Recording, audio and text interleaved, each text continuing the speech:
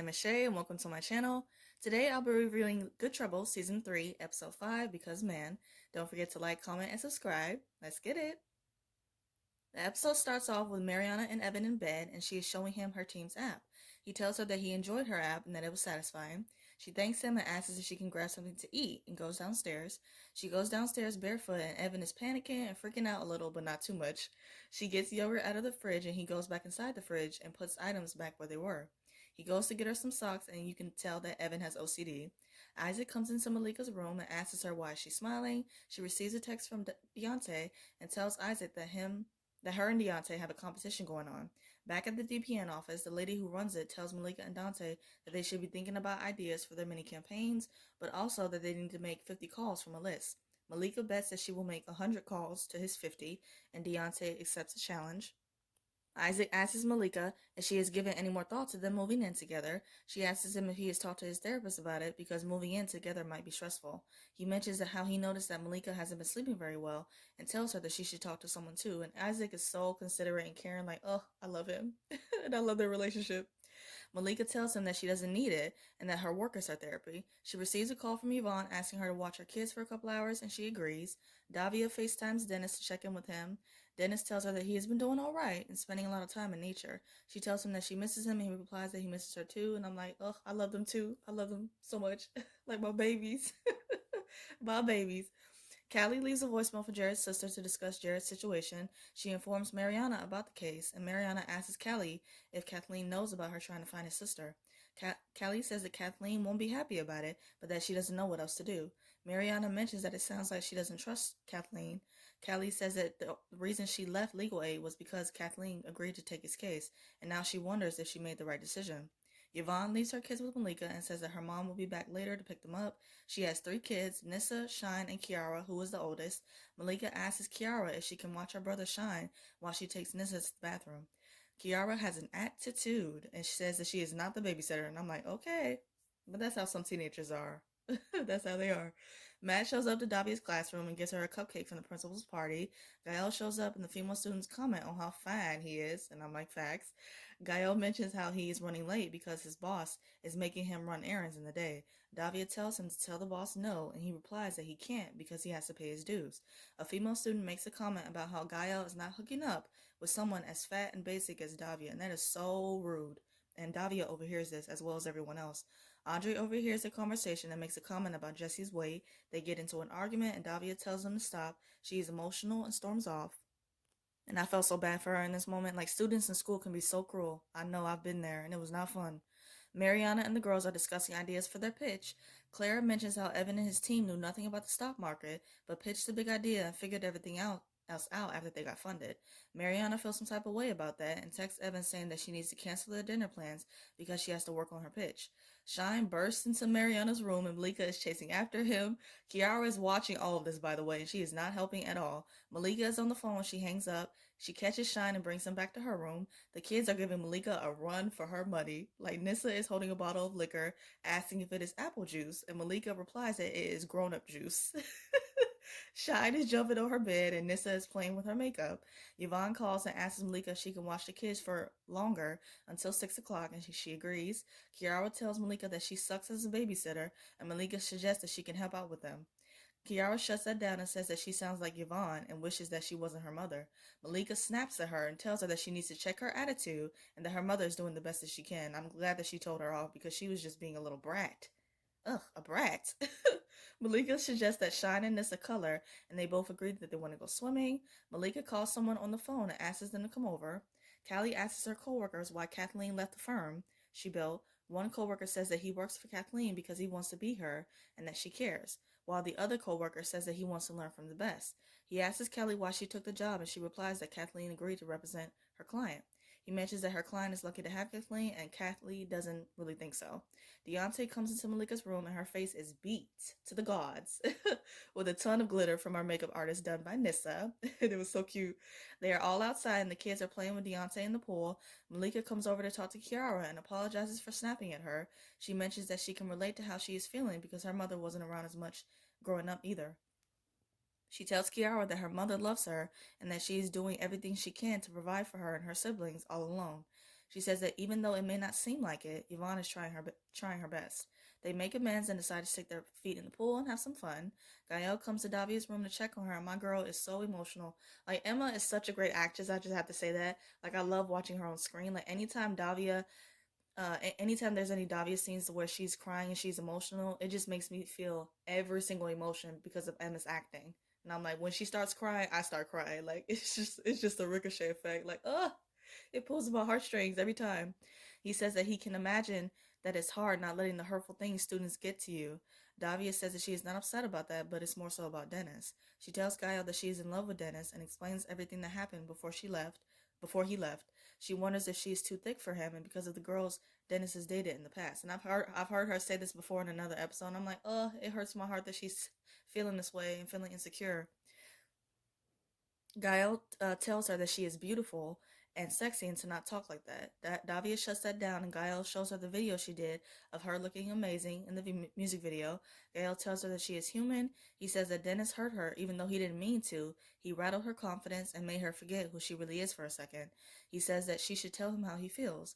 Davia worries that if she tells Dennis how she is feeling, it will make things worse or it might push him away. Gael tells her that she can't always try to protect his feelings in the expense of her own. Davia thanks him for everything and tells him that he needs to set some boundaries with his boss, Yuri. Malika and Deontay are drinking at the pool, and she thanks him for his help with the kids. She mentions that she had an ulterior motive when she called him because if she couldn't make any calls, it had to be the same for him as well. She mentions that Kiara reminds her a lot of herself when she was younger. She says that she was angry with her mother because she let them down with being addicted to drugs and alcohol. She called child services and her and Dom ended up in foster care until they aged out. Deontay says that he can relate because he moved around a lot and stayed with his grandmother and aunt from time to time. He mentions that when you have family in the system, it makes it harder for the mothers because they have such little support systems and no safety net. Malika says that the work she is doing is healing for her. Deontay says that this kind of work can bring up past feelings of trauma and that it's best to talk to someone.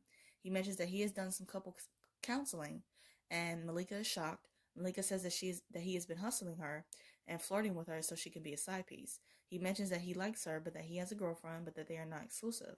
He asks Malika why she's been flirting with him, and I do not like this. Like, oh, I don't want to see this. I do not. Mariana and the girls arrive at V Combinator, ready to do their pitch. They run into Alex and the other guy who used to work at Speculate, who are complete douchebags. Alex mentions how he heard about them walking out of Speculate all melodramatic, and that it was probably due to PMS. And I'm like, oh, they're so ignorant. Alex tells them that the company won't be looking for any more female content because they just showed an AR app. The guys leave and Mariana's feeling some type of way about them, and more so about Evan. She decides that they pitch Bulk Beauty and that they will figure out the rest. Davy is with her students in the classroom and tells them that they are taking a break from working on art, then try to give the restorative justice thing another go. She apologizes for losing her temper earlier. She mentions that meeting aggression with aggression is what gets people in trouble, and that is not the true meaning of restorative justice. Davia tells Jessie that she hurt her feelings and that she made a judgment based off of her appearance, and that is not a kind thing to do. Jessie apologizes and Davia accepts it. Davia tells Andre that what he said to Jessie was hurtful to her, and he replies that he was defending Davia. She mentions how he claims that he was defending her, but by hurting someone else in the process. She says how when she was in school, boys used to make fun of her body, and that she would let the hurtful things that they say lower her self-esteem. Jessie says that she can relate because she gets made fun of too because of the way she looks, and says that it makes teachers notice her in class. She mentions how the clothes fit on her body, her bra straps show, and the boys like to snap them and make ignorant comments. Then the teachers call her out for not wearing the proper attire. She says that the other girls in school wear the exact same thing, but that when she does it, she gets a strike against her and it hurts. And that's not right, nor is it fair. Andre apologizes to Jessie and the class bell rings and everyone leaves. Davia tells him that the other boys look to him as a leader and that he can use his influence to have a positive effect on the school if he chooses to. Andre apologizes again and he leaves. Kathleen confronts Callie about calling Jared's sister and tells her that the sister is now in their office and that wants to talk. They both sit down with her, and the sister tells them that Jared had his first manic episode in college, and after their mother died, he started having hallucinations. She mentions how he was doing well, had a job and a place of his own. When he turned 27, he was kicked off their dad's health insurance, and without his meds, he ended up on the street, and the family lost touch with him. The sister asks Kathleen if the trial is the best option, and Kathleen replies that it would be. She says that if they can get the settlement. With that money, Jared can get an apartment, medical care, and anything else that he wants. Callie mentions that if they do go to trial, that means that Jared can be in jail for a year or more while waiting the trial. The sister asks if there's another option, and Kathleen and Callie both look at each other, knowing what they know.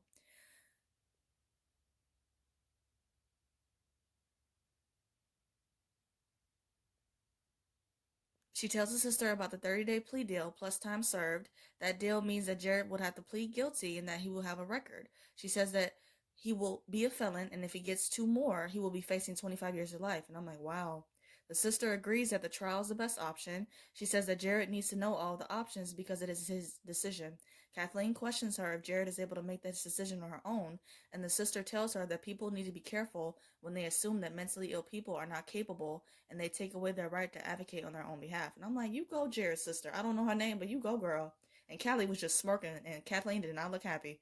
Like, this pretty much was just Callie was trying to do in the beginning.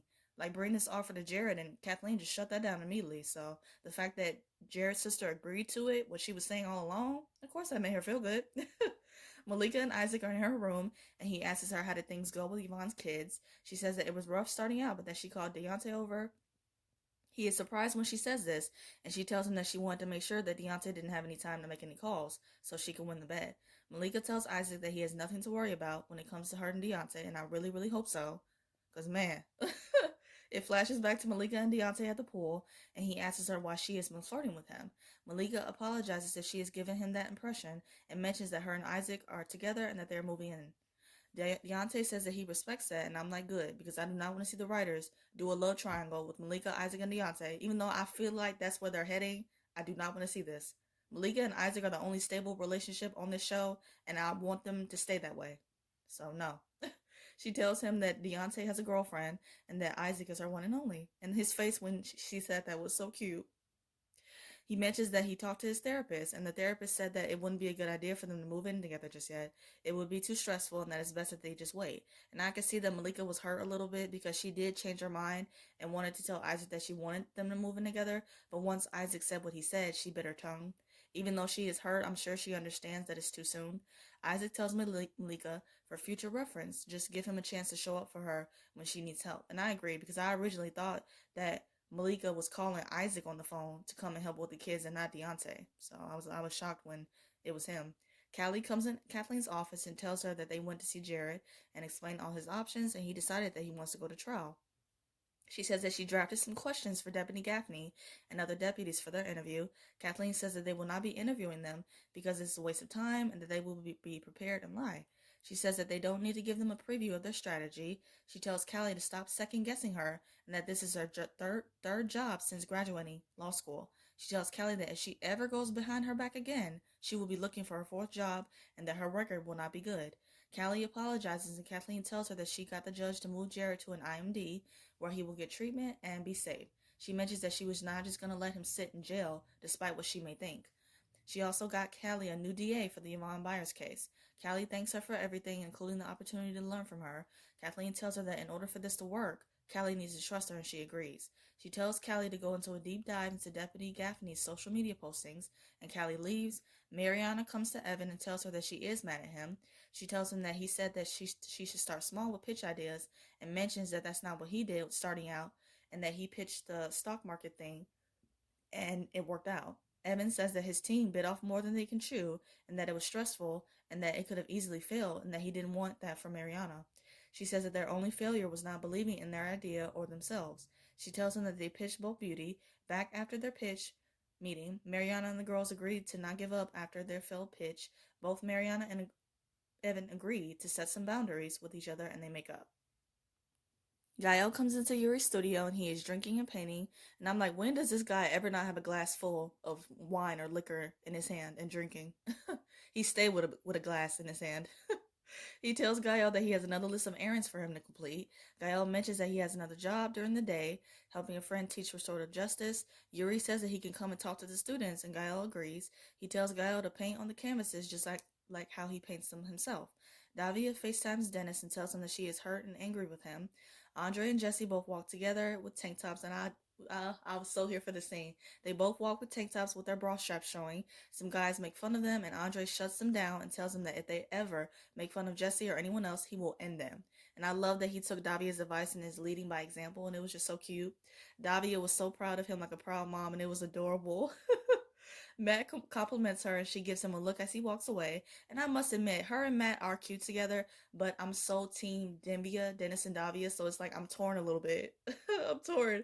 Malika comes into the office and Deontay tells the lady that he got 50 calls. Malika says that she needs more time because she had something come up with watching a friend's children, and the lady understands. She mentions that they can fund a childcare program for parents when they have other obligations, and the lady tells her that she loves the idea.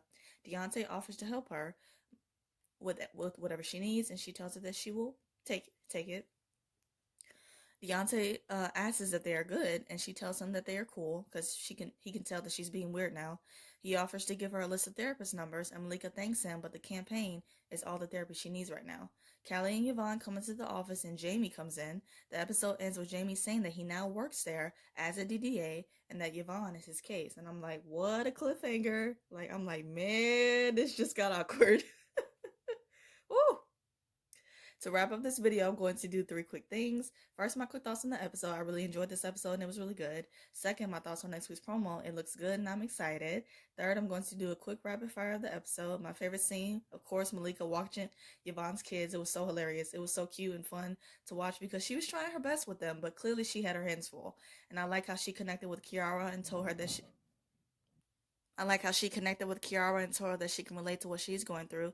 Favorite quote, how can we expect anyone to believe that they are capable if we can't believe it in ourselves? By Mariana. I love how she had so much confidence and she instilled that confidence into her team. Girl power. Favorite look, Callie's v-neck tan jacket with a white long sleeve blouse. I am really loving her business looks and she is killing it. Favorite duo, Davia and Gael. I love how they were there for each other in this episode, particularly Gael for Davia. You could tell that she was hurting and gave her such good advice about not speaking up in order to protect Dennis's feelings.